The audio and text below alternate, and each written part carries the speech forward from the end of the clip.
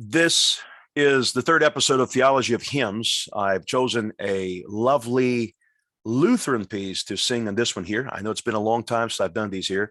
I did a psalm and I did Now Shall My Inward Joys Arise, which is to the tune of Africa, a Billings tune. And now I'm going to focus a bit on the sacramental piece that's not very common in the Reformed tradition, but it certainly is common in the Lutheran tradition. It is called Once in the Blest Baptismal Waters. The first verse goes like this. Once in the blessed baptismal waters, I put on Christ and made him mine. Now numbered with God's sons and daughters, I share his peace and love divine. O God, for Jesus' sake I pray, your peace may bless my dying day. So we have here a very rich baptismal hymnody rooted in the Pauline exhortations in Galatians 3:27, as many as have been baptized into Christ have put on Christ. The Lutheran tradition and many of the Reformed tradition, but the Lutherans have made this very explicit in their hymnody, that baptism is a kind of clothing, a kind of a putting on of Jesus. Once in the blessed baptismal waters, I put on Christ and made him mine. Now, numbered, that is incorporated with God's sons and daughters, I share his peace and love divine. I've said before that when the question is pondered, is baptism an automatic ticket to heaven? That question is a bit tricky. The technical answer is no. If you're baptized as an infant or as an adult, it doesn't mean you have automatic access to heaven. But what it does mean is that you are now numbered with God's sons and daughters, meaning that you're incorporated into a communion that is heavenly centered, the communion of and the polis of the church. The church provides for you the means to grow in your faith, whether in seed form or a more mature form, whether an infant, a teenager, or adult. The baptismal waters incorporates us into this communion, a heavenly communion of sons and daughters who share the peace and love of God. The refrain you see in all three verses is, "O God, for Jesus' sake I pray, your peace may bless my dying day."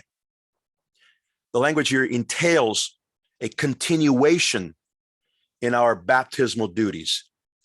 In other words, baptism is only fruitful if it bears good fruit throughout our lives. A baptism that is despised, trivialized, put aside is a baptism life that will eventually lead to apostasy.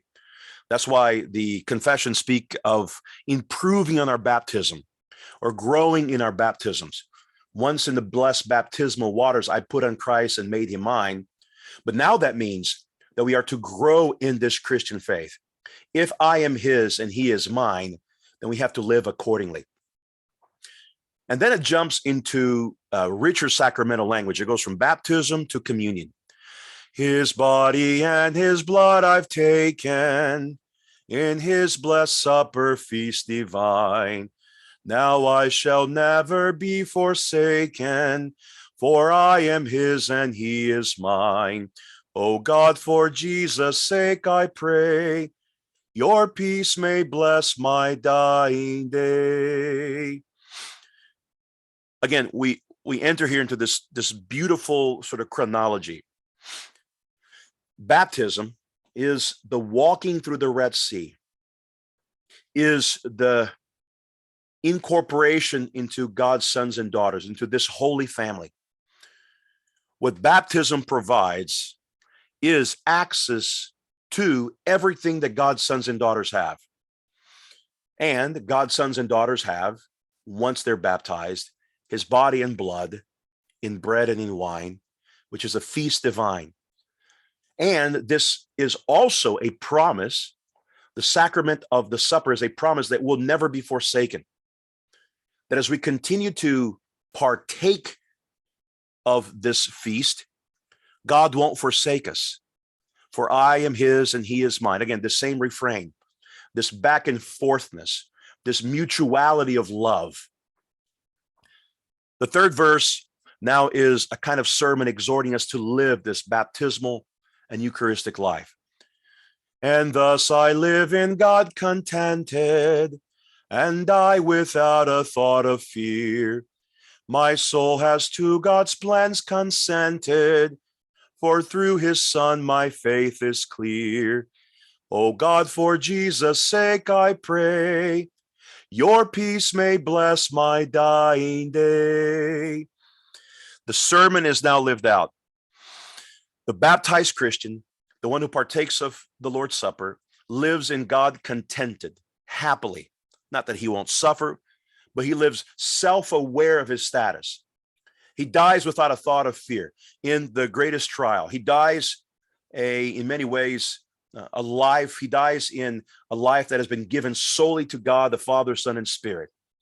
Therefore, my soul has to God's plans consented. Baptism is a giving away of our body and soul. That means we're living sacrifices unto God, as Paul says in Romans chapter 12.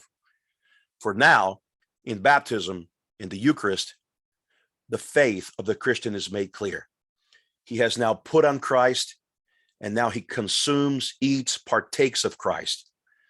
And that combination of water, bread, and wine leads the songwriter to say, for Jesus' sake I pray, may your peace bless my dying day, as if to say, may it bless me throughout my life.